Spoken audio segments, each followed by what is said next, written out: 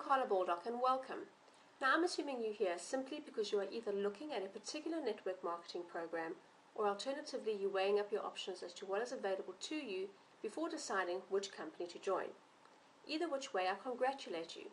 It's sad, but it's true that so many people miss out this important step of due diligence before deciding which company to join. Well, you're in the right place because I want to be sharing with you what I call the 10 commandments to an MLM review. These 10 steps, or rules if you like, have certainly contributed to my success, and I have no doubt that you too will benefit from them.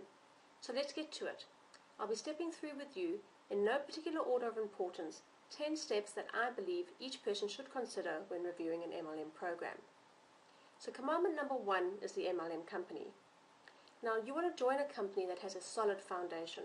And a solid foundation for me comes in two forms. One, a company that is backed either by strong investors or has a really strong and worthy executive team. Secondly, you can also consider a company that has been in existence for some time. Obviously, a company that's been around for some years is doing something right, otherwise they wouldn't be in existence still today. Now, of course, today many companies seem to be popping up, but unfortunately not many of them stay around, so you want to be wary of that as well. Another thing to consider with a company is what are their core values and their beliefs. Ideally, you want to align yourself to a company that is similar to what your core beliefs and values are as well, because only then will you feel confident and have a strong conviction in promoting your business. The second commandment is products and services. You want to consider a company whose products and services are self-reliant, and by that I mean that the value and the benefits that you gain from the products are such that consumers will purchase them for what they are. The products should not only be purchased by the distributors or the reps that are involved in the business opportunity.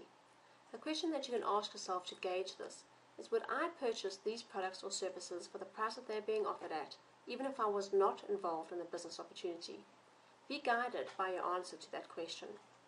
Another thing that you want to consider is, do you personally have an interest in the industry in which the company and the products are represented? True success comes from being able to display your passion for your business authentically. Passion cannot be faked. The third commandment is the marketplace. You can get the best of both worlds if you can find a network marketing company that appeals to the mass market, in other words a large target market, and also has a consumable product where the consumers and the distributors will always need to consume them. Also consider your opportunities to be able to market your business internationally, as this opens doors to further mass market appeal, allowing you to grow and develop your business even further. Commandment number 4 considers timing.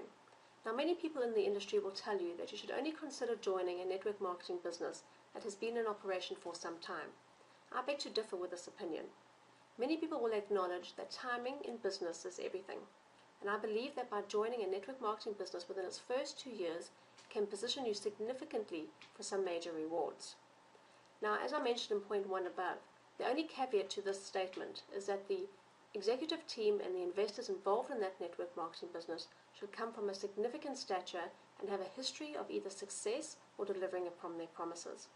If this is not the case, then I certainly do agree with the comment that you should be considering a network marketing company that has been around for some time.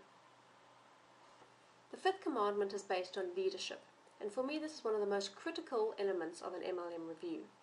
The point that I want to make here is, if you are able to find a leader that you can resonate with and communicate well with, you should consider joining them in the business that they represent. Of course, the business that they are in needs to have an interest to you as well. Let's take a look at an example. Let's assume that you have an interest in, let's say, candles. There are many MLM companies out there that offer candles as their product set. Many of them offer a very similar compensation plan as well. So when making your decision, you should look at basing your company that you join on the leader that you resonate with rather than the product as such. Another thing to consider is some leaders out there are able to differentiate themselves and offer you a marketing system and tools that they can plug you into, which will cut your learning curve significantly and allow you to achieve results much sooner in your business. This alone is worth its weight in gold. The sixth commandment is community. Once you join a company, the community is going to become almost your second family. So it's a good idea to get an idea as to the kind of people that are attracted to this business before you get involved. What you want to try and achieve is by speaking to some people that are involved in the organization beforehand. For example, see if you can attend a webinar or a company-hosted presentation, or perhaps even ask your sponsor whether you are able to have a three-way conference call with somebody else in the organization, which will allow you to get a feel for their level of friendliness as well as their level of openness to new people. I always recommend that you should personally be speaking either telephonically or in person to the sponsor that you will be joining as well. That will help you identify how you connect and resonate with that person. The seventh commandment focuses on training and resources. Most people that come into this industry do not come with the necessary level of experience or skills. It's a good idea for you to find out what training you'll be receiving from the company as well as from your sponsor or leader. It's also a good idea to understand what other resources and tools you'll be able to leverage which will help you escalate the success in your business. Some of these tools and resources are either provided by the company or by the leader as a means of a differentiator for their team. The compensation plan is the eighth commandment. Now, we all go into business to earn some kind of income, so it's important for you to be able to understand what that compensation plan is. I urge you, however, not to try and understand the finer detail of every compensation plan, because some can be really complex. What you want to achieve is just a broad understanding as to what the income potential is. Most compensation plans in the industry are based on the matrix system, which basically means you earn a commission for the people that you bring into the business, as well as a commission for the people that they bring into the business down to a certain level. Some network marketing companies will differentiate themselves further by offering their leaders a bonus based on the growth of their team as well as supporting their team. Others will also add an extra bonus in terms of prizes. What you really want to consider here when looking at a compensation plan is number one, whether the company has a compensation plan that is designed in favor of the distributor. What you want to look at is a company that pays out 60% plus of its revenue. Secondly, you also want to consider whether the income potential of the company meets your requirements. The ninth commandment is that of reputation. Now, most of us look to join a company based on longevity, and if that is the case, you most certainly want to consider joining a company that has a good reputation and is backed by reputable investors as well as executive team. Always remember that even though you are an independent business owner, your reputation will be tainted by that of the company that you represent. If you follow the strategy of joining a leader, you can almost be comfortable that the company that you join will be a reputable MLM program. The final commandment considers operational costs.